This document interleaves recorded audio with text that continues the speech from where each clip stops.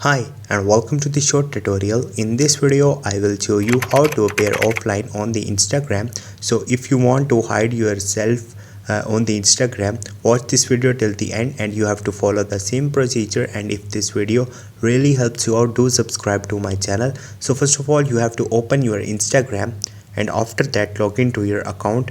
Once you will do it, you have to click on the profile icon from the right bottom. Once you will do it, you have to click on the three lines on the right top.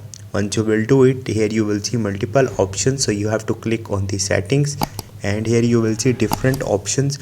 Go to the privacy from here and here you will see different options, so you have to click on the activity status. Once you will do it, here you will see show activity status and your toggle is turned on like this. So simply turn off it and go back. So this is the way you can appear offline on the Instagram. Hope this video will helpful for you. If you have any question, you can ask me in the comment section and don't forget to subscribe my channel. Thank you.